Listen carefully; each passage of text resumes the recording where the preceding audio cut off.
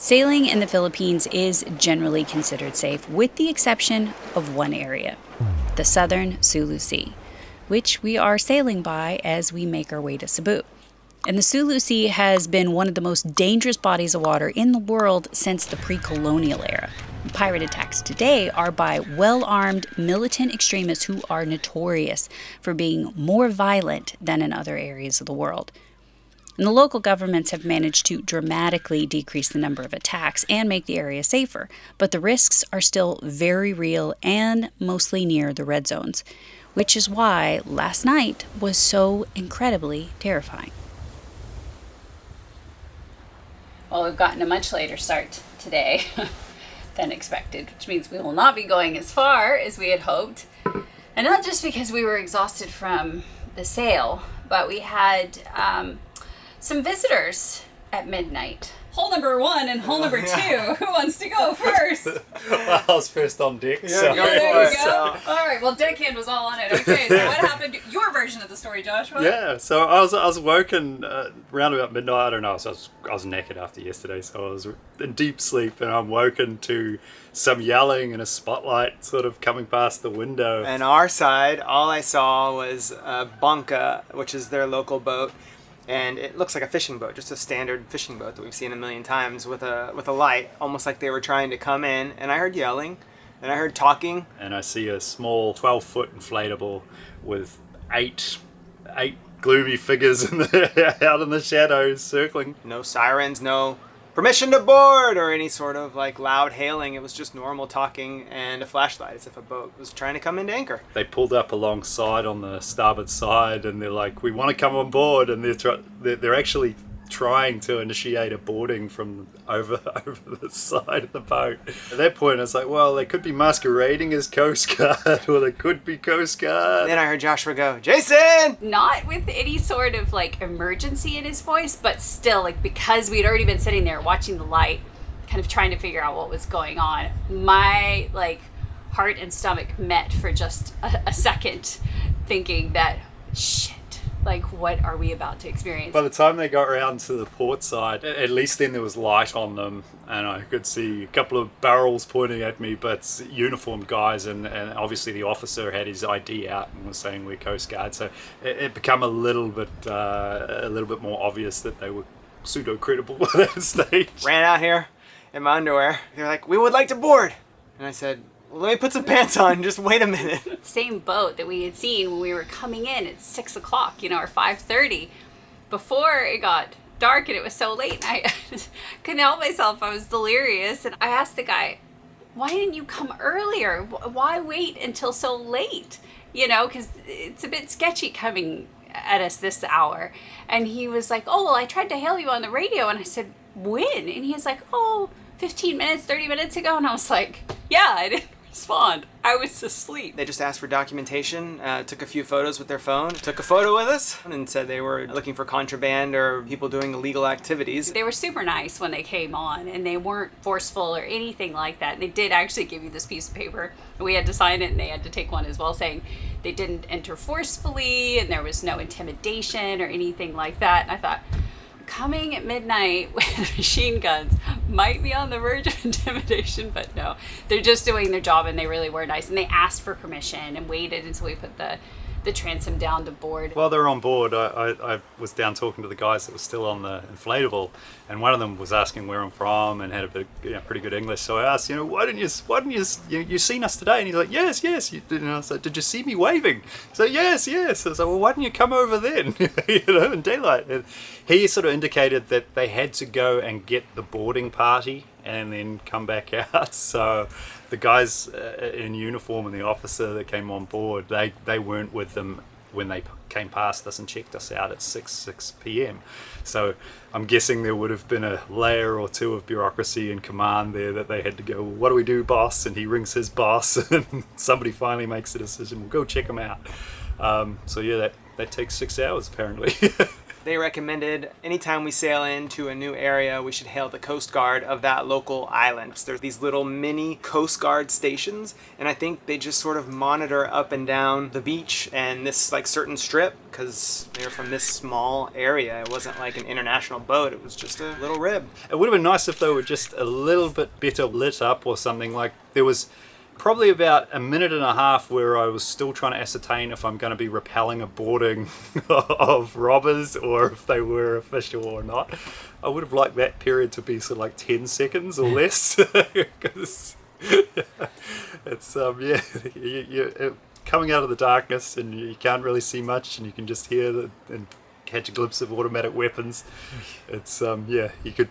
Maybe we should have given that feedback that, hey, you know when you got your ID out and started saying, I'm an officer from the Coast Guard, can you start with that next time? And maybe a flashlight on that, you know, because they're just these dark, ominous figures in a small boat. And it was weird that, like, they were in a rib, because all the local boats are all bunkas. But that's what we saw outside of our window, flashing lights. That was, I guess, sort of like the mothership. And then there was their little rib, and that's the one that they used. And it did say Coast Guard on the side of the rib, and none of, like, that is the first rib I've seen that was not attached to a sailboat. So it did make them look different and a bit more official, but still, by the time you get close enough to inspect paperwork, and they had guns, like, it didn't matter, you know, like, you're done for. There's just not a whole heck of a lot you're gonna be able to do at this stage of the game. So your emotions are all over the place. You don't really know what to think, and regardless of the fact that they have a uniform on, like, it doesn't necessarily, like, put you at ease right away, you know? But it was like, by the time they got on here and you start talking to them, and they were very official and very proper, really, with, like, all their questions and what they were requesting. So then you're kind of like, okay, these guys are just doing their job, and it is nice to see that they came over, because you're like, wow, they really are patrolling the area. And it makes me, oddly, feel more safe, because I'm like, they are looking out for us, you know, and they are patrolling their area, and that's really good. Anyway, so let's go sailing.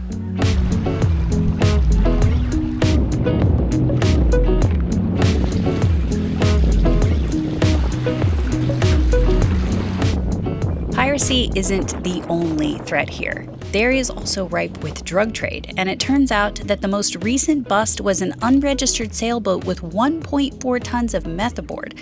So our midnight Coast Guard boarding is making a lot more sense. What's the angle? We are at 37 to 40 apparent wind angle. The top ones are getting happier. Got the head sail up because, well, we just put the stack back on an hour ago because there was no wind. So we're trying to lazy sail and avoid having to put the main up because we're only going like 5 miles. We would like to go much further, but we can't. And the reason we can't is because we didn't plan this trip very well, because everything was last minute. The destination was last minute. We just based everything off the wind. And we've been sort of figuring it out every day as we go along.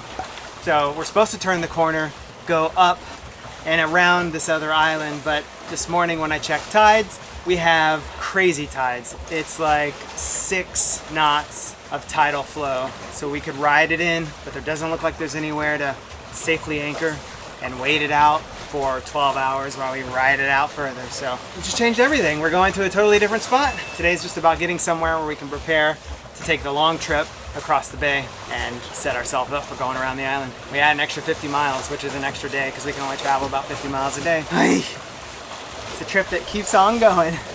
We're doing 5.5 miles. That is a lot of current to contend with, and it's a long stretch of that. It's not, you just got to make it through this pass. You're only talking about an hour or two. This is going to be days of it. It's props and engines. It's a twofold thing. That is just not something that I want to deal with, because that could go terribly wrong. And if I get stuck in a 4, 5, 6 knot current, and with the engines the way that they're running right now, I can't contend with that. I can't fight that. I can't maneuver very well in that. And that sort of terrifies me. So I'd rather not put myself in that situation.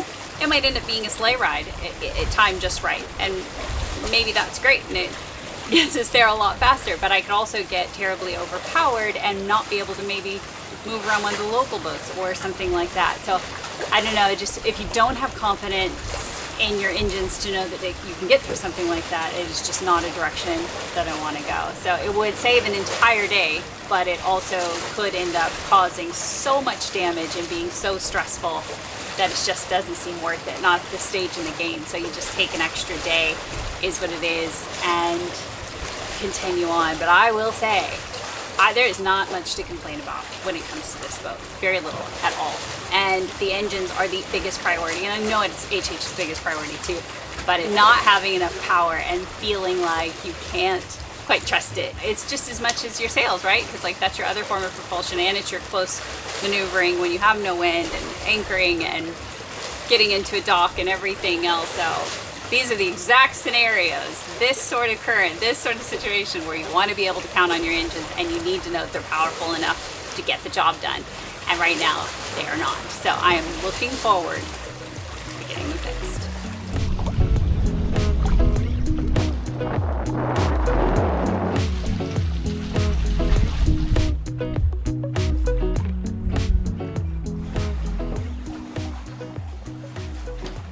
Philippine Coast Guard, Philippine Coast Guard, Philippine Coast Guard. This is sailing vessel Curiosity. It's lunchtime. They might not be there. I'll leave the radio on. I'm gonna hail them again in a couple hours if they don't respond. And then a couple hours. And then a couple hours until we go to bed. Okay. Guess we'll report our location later. Yep. It's incredible how an entire day can fly by in the blink of an eye. Today it's definitely been one of those days. And I can't say that I've been all that productive. I've been staring at my computer for the past several hours trying to get work done. And I've done stuff, but I couldn't tell you what it is. I added things to websites, I've responded to comments, I've gotten things ready. I don't know. It's just one of those days. It's also lack of sleep and interrupted sleep. Jason's also tried 3 more times to call the Coast Guard and has gotten nothing. So I think this whole call the Coast Guard thing every time, I just don't know. That's fine. We can give it a go. We'll do it. But we literally haven't been, that is the first contact with anybody we've had outside of like the proper ports where you need to check in and out, like Subic. And we'll have to do the same when we get to Cebu. But anyway, interesting. So we'll see if we get another midnight boarding of 8 armed men. I don't know. Speaking of safety concerns, our chances of having online security issues are far greater than our chances of having pirates board our vessel. Seriously, because it seems like every week there is a new massive data breach or company being hacked. And well, I have a hack of my own now, thanks to today's sponsor, Surfshark VPN, because they have a new feature called Alternative ID that is so sneaky good. As in, you can create a whole new online persona, complete with your name, age, your gender, physical address, and email address. And if you already have a Surfshark account, then it's totally free. And if you don't know what Surfshark VPN is, well, it's an app and web browser extension that allows us to change our IP address to avoid geo restrictions on apps and websites that we couldn't access otherwise. And they've always had additional features to help block malware and help keep our personal information and devices safe while we're on public Wi-Fi.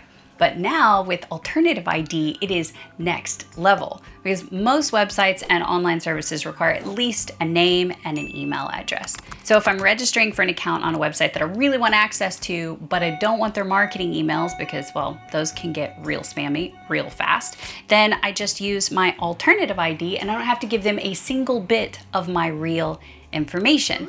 And then if my alternative email starts to get too much junk or spam, then I simply delete it and generate a new one without ever affecting my real email address. And I don't know about you, but I have always kept a spare Gmail account just for stuff like this. But Alternative ID is so much easier and it's better protection. And right now, if you use our discount code WYNNS or scan the QR code on the screen, then Surfshark will give you 4 extra months for free. And if you're not sure if it's a good tool for you, no worries. They offer a 30-day money-back guarantee, so there is no risk to try it out. Just click the link down in the description box below or scan the QR code. What's our call time tomorrow? 5 a.m. 5 a.m. 5 a.m. departure, anchor down by 6. We hope. Yeah. We're just going to go as far as we can. That's all we can do. We're going to make it past this big gap, and we're going to keep going until we have to stop. That's the plan. That's the plan.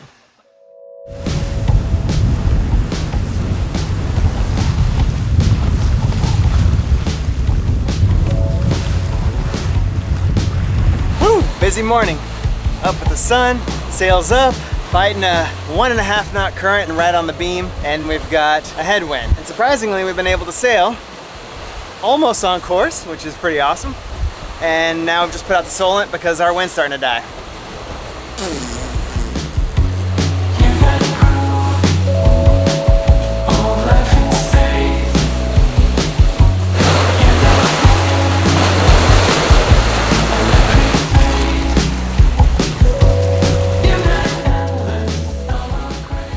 I love how we only have 8 knots of wind, yet we're still making 5+ knots of speed. And that is just something we couldn't have done on our last boat. And I feel like this is why you just want a light air performance vessel, because you get to sail so much more. And I have to say that every single day I've been like, okay, so tomorrow we'll be lucky if we get to sail. And I feel like we keep saying that every day. And every day we still keep managing to sail more than we motor. And that is just a beautiful thing. Beautiful thing. It is so nice.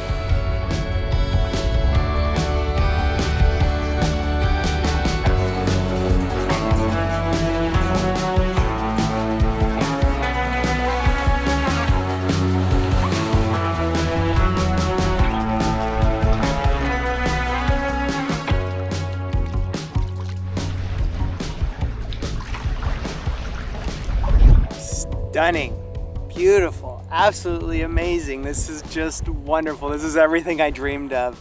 Sailing in 6 knots of wind, moving at 4 knots of speed, super calm seas. We even have like a 1/2 knot current coming right at us and we're still sailing. I just love it. And the shade, it's so nice over here. I got the breeze coming off the sails, the shade, no sun, a nice spot to lounge out, and I've got like a 250-degree view of everything. This is the spot. The only downside is we're going slightly too slow to regenerate power with the props, and half of our solar is covering up in shade. But it's okay. I'm not complaining. It's keeping up.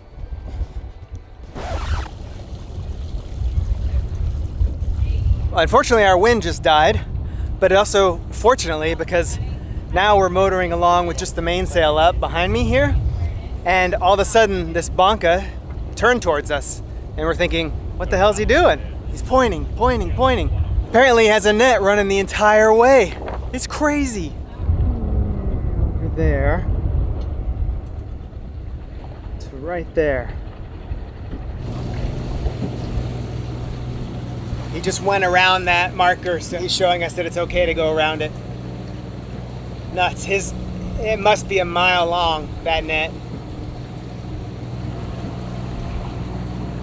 We got the A-OK wave. Did sign language. I was like, net? He said, yes. And he said, go that way. And he pointed to the marker. Let me show you the marker. We're passing it now. Of course, it all happened. Yeah, it all started right whenever we sat down for lunch. So, back to lunch.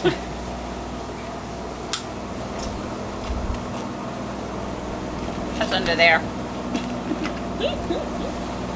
What's up? Okay, wind picked up? Yeah. I knew it was coming. Yeah, here it is.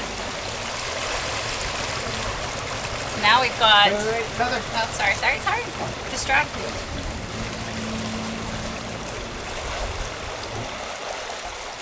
9.6 knots of true wind. But that's all right. That's all we need. We're doing 6 knots of speed. Ta-da! Yay!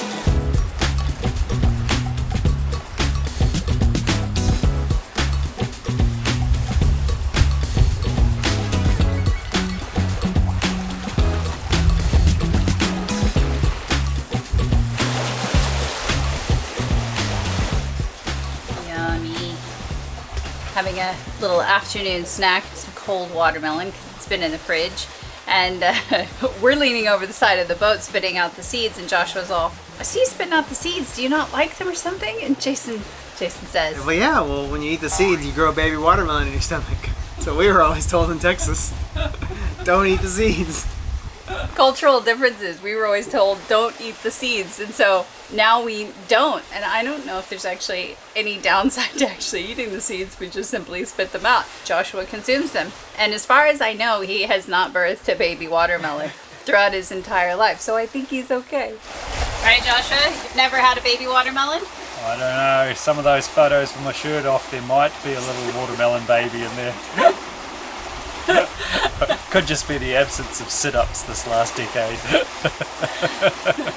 Alright, well, if you have a baby watermelon, you let us know. Then we can tell all the American parents they were right. Comment down below. Do you eat the watermelon seeds or do you spit them out? And if you spit them out or you eat them, tell us where you're from, because now I'm very curious. Well, we have made it to yet another anchorage.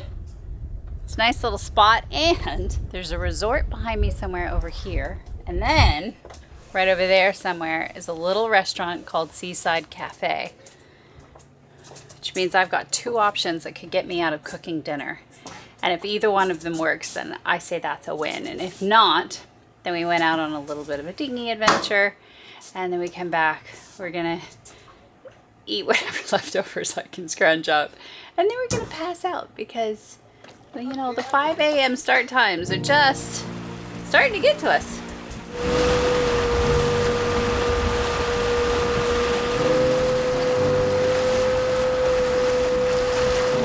That's the place I saw in the Phoenix. Yeah, that's it. You think so?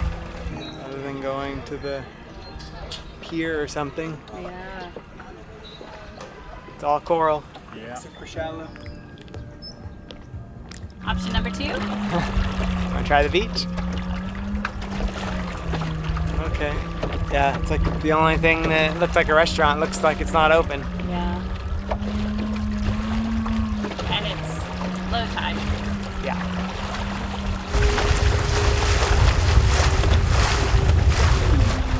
It's an adventure. It's shallow. Coral doesn't look half bad. I know. It doesn't.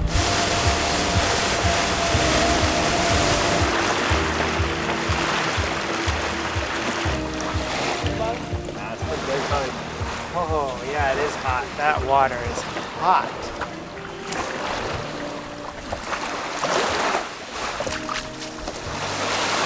Can it be done? We're rolling. It's actually pretty easy.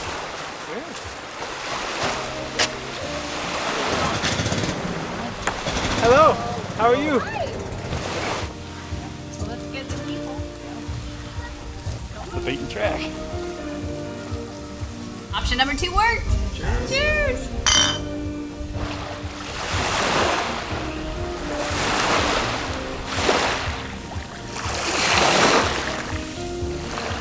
Hi, you were so sweet. Oh, look at you. Look at you losing your face.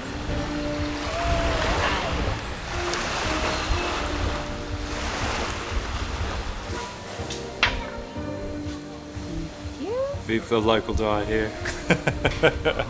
couldn't get any more traditional than the hamburger and fries. We're only judging you a little. Don't worry about it. It's all good. It's all good. Big shoulders, I can take it. I got local tuna. Calamansi. That's the local lime. The calamine seeds. Calamanseed. Yeah, look at all the seeds. There's a seed every one. He gave me a whole bowl of chilies. Whoa! Yeah. You're so happy right now. Uh-huh.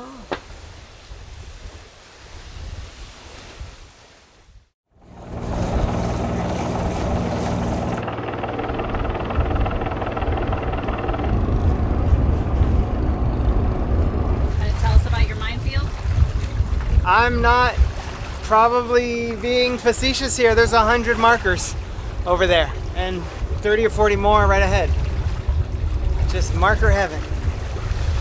Ay, this is why we can't sail at night. I said it a million times.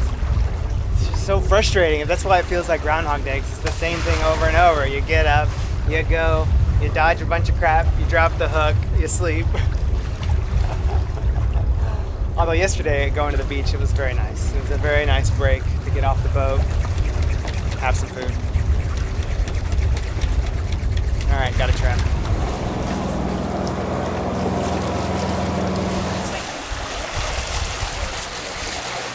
Filipino Coast Guard, Filipino Coast Guard. This is sailing vessel Curiosity.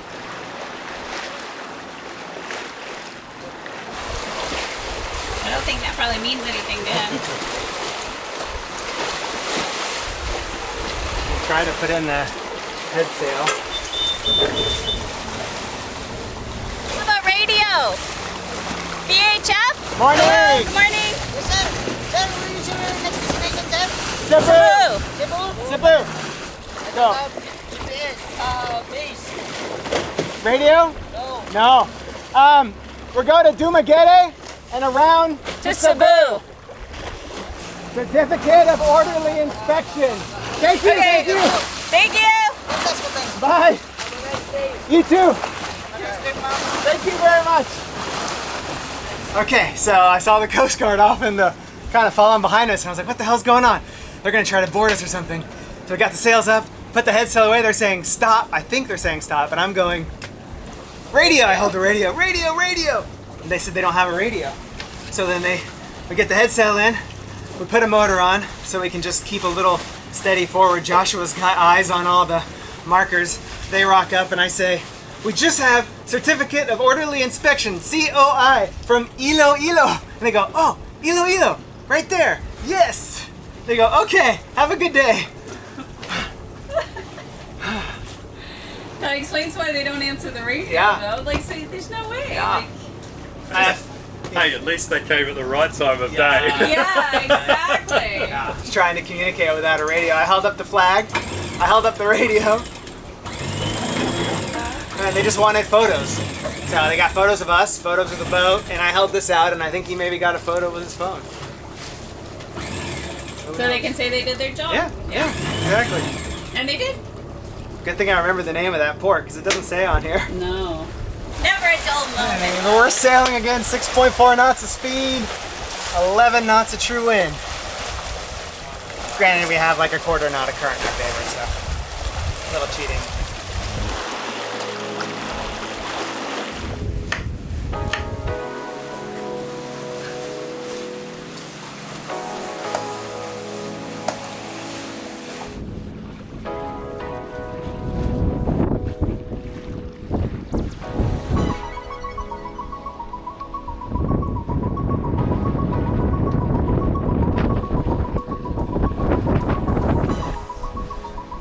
Jason?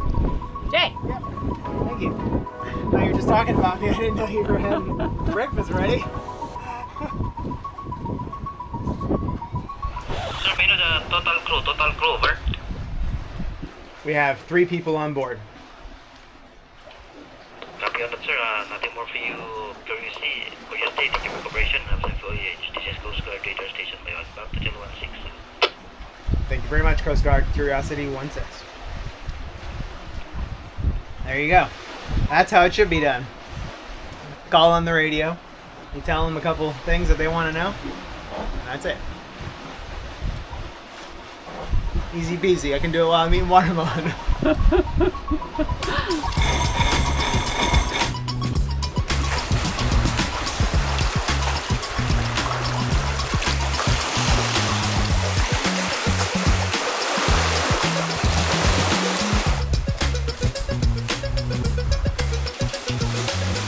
So are you on watch or are you playing with your phone?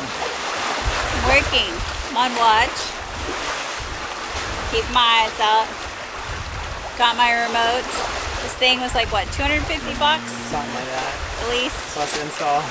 Yeah, love B&G and all, but on our old Garmin, you could just mirror everything on your phone or on your tablet, and you could control it from there. So that was your remote.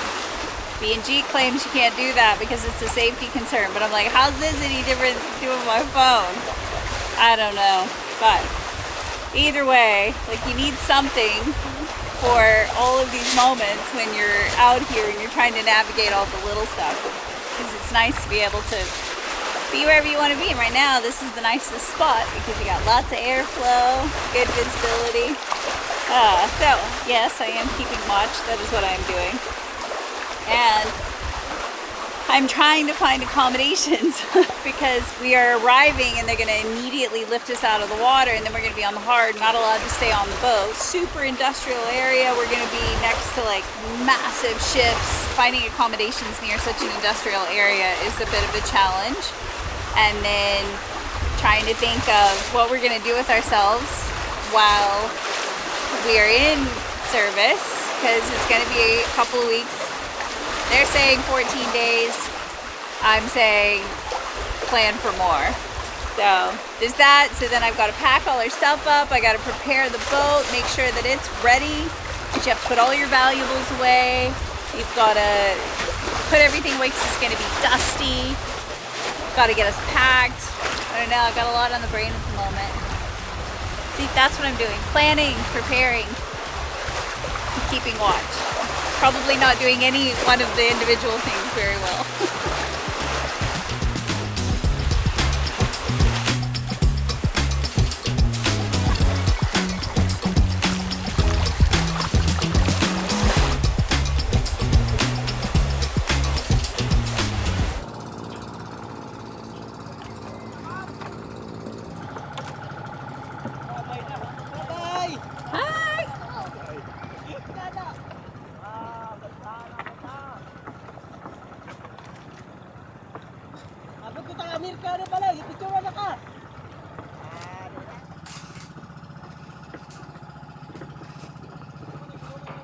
How's it looking? Light.